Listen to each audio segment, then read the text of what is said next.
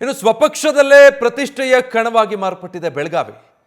ಕೇವಲ ಸ್ಪರ್ಧಿಗಳಿಗಷ್ಟೇ ಅಲ್ಲ, ಇನ್ನೂ ಹಲವರಿಗೆ ಇದು ಬಹಳ ಪ್ರತಿಷ್ಠೆಯ ಪ್ರಶ್ನೆಯಾಗಿದೆ. ಜಿಲ್ಲೆಯ 2 ಕ್ಷೇತ್ರಗಳಲ್ಲೂ ಕೂಡ ಸಚಿವರ ಮಕ್ಕಳಿಗೆ ಟಿಕೆಟ್ ಫಿಕ್ಸ್ ಅನ್ನೋ ಮಾಹಿತಿ ಇದೆ. ಹೀಗಾಗಿ ಚುನಾವಣೆಯಲ್ಲಿ ಗೆಲ್ಲಲೇಬೇಕು ಅನ್ನೋ ಅನಿವಾರ್ಯತೆ ಬೆಳಗಾವಿಯ ವಿಚಾರ. ಸಿಎಂ ಹಾಗೂ ಡಿಸಿಎಂಗೂ ಕೂಡ ಬೆಳಗಾವಿ ಪ್ರತಿಷ್ಠೆ ಆಗೋಗಿದೆ. ಸಿಎಂ ಸಿದ್ದರಾಮಯ್ಯ ಮತ್ತೆ ಡಿಕೆ ಶಿವಕುಮಾರ್ಗೆ ಕ್ಷೇತ್ರ ಪ್ರತಿಷ್ಠೆ. ಯಾಕೆ ಹಾಗಿದ್ರೆ? ಸಚಿವರುಗಳಿಗಾದ್ರೆ ಓಕೆ, ಬಟ್ ಮುಖ್ಯಮಂತ್ರಿ ಉಪಮುಖ್ಯಮಂತ್ರಿಗಳಿಗೂ ಕೂಡ ಬೆಳಗಾವಿಯ ಈ 2 ಕ್ಷೇತ್ರಗಳು ಪ್ರತಿಷ್ಠೆಯಾಗಿ ಪರಿಣಮಿಸ್ತಾ ಇರೋದು. ತಮ್ಮ ತಮ್ಮ ಆಪ್ತರಿಗೆ ಅವರ ಮಕ್ಕಳಿಗೆ ಟಿಕೆಟ್ ಕೊಟ್ಟಿರೋದು. ಹೀಗಾಗಿ ಗೆಲ್ಲಿಸ್ಕೊಂಡು ಬರೋದು ಅವರ ಜವಾಬ್ದಾರಿ ಮತ್ತು ಪ್ರತಿಷ್ಠೆಯ ಪ್ರಶ್ನೆ ಕೂಡ ಆಗಿದೆ. ಲಕ್ಷ್ಮೀ ಹೆಬ್ಬಾಳ್ಕರ್ರ ಪುತ್ರ ಮೃಣಾಲ್ ಹೆಬ್ಬಾಳ್ಕರ್ ಮತ್ತು ಸತೀಶ್ ಜಾರಕಿಹೊಳಿ ಅವರ ಪುತ್ರಿ ಪ್ರಿಯಾಂಕಾ ಜಾರಕಿಹೊಳಿ, ಈ ಇಬ್ಬರಿಗೂ ಕೂಡ ಟಿಕೆಟ್ ಬಹುತೇಕ ಫಿಕ್ಸ್ ಅನ್ನೋದೇ ಅಧಿಕೃತ ಘೋಷಣೆ ಒಂದು ಬಾಕಿ. ಸೊ ಅವರನ್ನು ಗೆಲ್ಲಿಸ್ಕೊಂಡು ಬರೋದು. ಒಂದು ಕಡೆ DCM ಡಿ ಕೆ ಶಿವಕುಮಾರ್, ಮತ್ತೊಂದು ಕಡೆ CM ಸಿದ್ದರಾಮಯ್ಯರಿಗೂ ಅದು ಪ್ರತಿಷ್ಠೆ.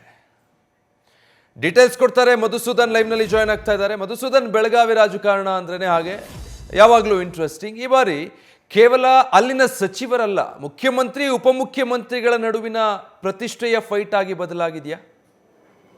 ಖಂಡಿತವಾಗ್ಲೂ ವಿಜಯ್, ಇದರಲ್ಲಿ ಯಾವುದೇ ಅನುಮಾನ ಇಲ್ಲ. ನೋಡಿ, ಪ್ರಮುಖವಾಗಿ ಹೇಳೋದಾದ್ರೆ ಬೆಳಗಾವಿ ಜಿಲ್ಲೆಯ ರಾಜಕಾರಣ ಅಂತ ಹೇಳಿದ್ರೆ ಇಡೀ ರಾಜ್ಯದ ರಾಜಕಾರಣದಲ್ಲೇ ಒಂದು ರೀತಿಯ ಕುತೂಹಲ ಕೆರಳಿಸೋ ಅಂತ ಕ್ಷೇತ್ರ. ಬೆಳಗಾವಿ ಜಿಲ್ಲೆಯಲ್ಲಿ ಇರುವಂಥ 2 ಪ್ರಮುಖ ಕ್ಷೇತ್ರಗಳು, ಒಂದು ಬೆಳಗಾವಿ ಲೋಕಸಭಾ ಕ್ಷೇತ್ರ, ಇನ್ನೊಂದು ಚಿಕ್ಕೋಡಿ ಲೋಕಸಭಾ ಕ್ಷೇತ್ರ. ಬೆಳಗಾವಿ ಲೋಕಸಭಾ ಕ್ಷೇತ್ರದಿಂದ ಈ ಬಾರಿ ಕಾಂಗ್ರೆಸ್ನ ಅಭ್ಯರ್ಥಿಯಾಗಿ ಹಾಲಿ ಮಹಿಳಾ ಮತ್ತು ಮಕ್ಕಳ ಇಲಾಖೆ ಸಚಿವೆ, ಜೊತೆಗೆ ಉಡುಪಿ ಜಿಲ್ಲಾ ಉಸ್ತುವಾರಿ ಸಚಿವೆ ಆಗಿರೋ ಅಂತ ಲಕ್ಷ್ಮೀ ಹೆಬ್ಬಾಳ್ಕರ್ ಪುತ್ರ ಮೃಣಾಲ್ ಹೆಬ್ಬಾಳ್ಕರ್ ಕಾಂಗ್ರೆಸ್ನ ಅಭ್ಯರ್ಥಿ ಆಗ್ತಾರೆ ಅಂತ ಹೇಳಲಾಗ್ತಾ ಇದೆ. ಅಧಿಕೃತ ಘೋಷಣೆ ಆಗಬೇಕಾಗಿದೆ. ಇದು ಒಂದು ಕಡೆ. ಇನ್ನೊಂದು ಕಡೆ ಬೆಳಗಾವಿ ಜಿಲ್ಲೆಯ ಚಿಕ್ಕೋಡಿ ಲೋಕಸಭಾ ಕ್ಷೇತ್ರದಿಂದ ಹಾಲಿ ಲೋಕೋಪಯೋಗಿ ಇಲಾಖೆ ಸಚಿವರು, ಜೊತೆಗೆ ಬೆಳಗಾವಿ ಜಿಲ್ಲಾ ಉಸ್ತುವಾರಿ ಸಚಿವರೇ ಆಗಿರೋ ಅಂತ ಸತೀಶ್ ಜಾರಕಿಹೊಳಿ ಪುತ್ರಿ ಪ್ರಿಯಾಂಕಾ ಜಾರಕಿಹೊಳಿ ಅಖಾಡಕ್ಕೆ ಧುಮುಕ್ತಾ ಇದ್ದಾರೆ. ಇದು ಕೂಡ ಅಧಿಕೃತವಾಗಿ ಘೋಷಣೆ ಆಗಬೇಕಾಗುತ್ತೆ ಕಾಂಗ್ರೆಸ್ನ ಪಟ್ಟಿಯಲ್ಲಿ. ಬಟ್ ಸಚಿವ ದ್ವಯರ ಮಧ್ಯೆ ಏಕಪಕ್ಷದಲ್ಲೇ ಈಗ ಜಿದ್ದಾಜಿದ್ದಿನ ಅಖಾಡ ನಿರ್ಮಾಣ ಆಗ್ಬಿಟ್ಟಿದೆ. ಸಚಿವ ವರ್ಸಸ್ ಸಚಿವೆ. ಇದು ಕೇವಲ ಸಚಿವ ದ್ವಯರ ಮಧ್ಯೆ ಫೈಟಾ? ಖಂಡಿತವಾಗ್ಲೂ ಇಲ್ಲ. CM ಸಿದ್ದರಾಮಯ್ಯರ ಪರಮಾಪ್ತರ ಬಳಗದಲ್ಲಿ ಗುರುತಿಸ್ಕೊಳ್ಳೋ ಅಂತ ಹಾಲಿ ಸಚಿವ ಸತೀಶ್ ಜಾರಕಿಹೊಳಿ, ಈತ ಉಪಮುಖ್ಯಮಂತ್ರಿ ಪರಮಾಪ್ತರ ಬಳಗದಲ್ಲಿ ಗುರುತಿಸ್ಕೊಳ್ಳೋ ಅಂತ ಸಚಿವೆ ಲಕ್ಷ್ಮೀ ಹೆಬ್ಬಾಳ್ಕರ್ ಮಧ್ಯೆ ಈ ಫೈಟ್ ಅಂತ ಮೇಲ್ನೋಟಕ್ಕೆ ಕಾಣಿಸಿದ್ರು. ಬೆಳಗಾವಿ ಜಿಲ್ಲೆಯಲ್ಲಿ ಈ ಬಾರಿ ಆಗ್ತಾ ಇರೋದು ಕಾಂಗ್ರೆಸ್ನಲ್ಲಿ CM ವರ್ಸಸ್ DCM ಫೈಟ್ ಅನ್ನೋದು ಇಲ್ಲಿ ನಾವು ಗಮನಿಸಬೇಕಾಗುತ್ತೆ. ಜಿದ್ದಾಜಿದ್ದಿನ ಅಖಾಡ ಯಾಕೆ ಅಂತ ಹೇಳಿದ್ರೆ, CM ವರ್ಸಸ್ DCM, ಒಬ್ಬ ಸಚಿವರು CMನ ಪರಮಾಪ್ತರು, ಇನ್ನೊಬ್ಬ ಸಚಿವೆ DCMನ ಪರಮಾಪ್ತರು.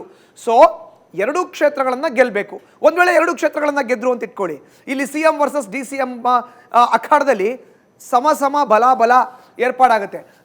ಬಲದ ಅಖಾಡ ನಿರ್ಮಾಣ ಆಗ್ಬಿಡುತ್ತೆ. ಒಂದು ವೇಳೆ ಏನಾದರೂ ಸಚಿವೆ ಲಕ್ಷ್ಮೀ ಹೆಬ್ಬಾಳ್ಕರ್ ಪುತ್ರ ಮೃಣಾಲ್ ಹೆಬ್ಬಾಳ್ಕರ್ ಗೆದ್ದು ಚಿಕ್ಕೋಡಿಯಲ್ಲಿ ಸಚಿವ ಸತೀಶ್ ಜಾರಕಿಹೊಳಿ ಪುತ್ರಿ ಹಿನ್ನಡೆ ಆಯಿತು ಅಂತ ಇಟ್ಕೊಳ್ಳಿ, ಅಲ್ಲಿಗೆ DCM ಅಪ್ಪರ್ ಹ್ಯಾಂಡ್ ಆಯಿತು. DCMದು ಮೇಲುಗೈ ಆಗುತ್ತೆ, CMದು ಸೋತ ಹಾಗೆ ಹಿನ್ನಡೆ ಆಗುತ್ತೆ. ಇನ್ನೂ ಒಂದು ವೇಳೆ ಏನಾದರೂ ಚಿಕ್ಕೋಡಿಯಲ್ಲಿ ಪ್ರಿಯಾಂಕಾ ಜಾರಕಿಹೊಳಿ ಗೆದ್ದು ಬೆಳಗಾವಿ ಲೋಕಸಭಾ ಕ್ಷೇತ್ರದಲ್ಲಿ ಮೃಣಾಲ್ ಹೆಬ್ಬಾಳ್ಕರ್ ಹಿನ್ನಡೆ ಅನುಭವಿಸಿದ್ರೆ, ಸೋತ್ರೆ ಅಲ್ಲಿ DCMಗೆ ಹಿನ್ನಡೆ ಆಗುತ್ತೆ. ಸಚಿವೆಗೆ ಹಿನ್ನಡೆ ಆಗೋದಕ್ಕಿಂತ ಹೆಚ್ಚಾಗಿ DCMಗೆ ಮುಖಭಂಗ ಆಗುತ್ತೆ, CMದು ಮೇಲುಗೈ ಆಗುತ್ತೆ. ಒಂದು ವೇಳೆ ಇಬ್ರು ಗೆದ್ರೆ ಸಮ ಬಲ, ಅದರಲ್ಲೇನು ಅನುಮಾನ ಇಲ್ಲ. ಹೀಗಾಗಿಯೇ ಈ ಬಾರಿಯ ಬೆಳಗಾವಿ ಅಖಾಡ ಅಧಿಕೃತವಾಗಿ ಅಭ್ಯರ್ಥಿಗಳನ್ನು ಘೋಷಣೆ ಮಾಡೋದಕ್ಕಿಂತ ಮುಂಚೆನೇ ಜಿದ್ದಾಜಿದ್ದಿನ ಒಂದು ಅಖಾಡವಾಗಿ ಮಾರ್ಪಟ್ಟಿದೆ. ಲಾಸ್ಟ್ ಪಾಯಿಂಟ್ ಒಂದು ಆಡ್ ಮಾಡೋದಾದ್ರೆ, ಇದು ಕೇವಲ ಸಚಿವ ದ್ವಯರ ಮಧ್ಯೆ ಇರೋ ಅಂಥ ಫೈಟ್ ಅಲ್ಲ, CM ವರ್ಸಸ್ DCM ಮಧ್ಯೆ ಇರೋ ಅಂಥ ಫೈಟ್ ಅನ್ನೋದನ್ನ ಉಲ್ಲೇಖ ಮಾಡಬಹುದು. Vijay, thank you Madhusudan. News first, ನಿರ್ಭೀತಿಯಿಂದ ನಿಮ್ಮ ಪರವಾಗಿ.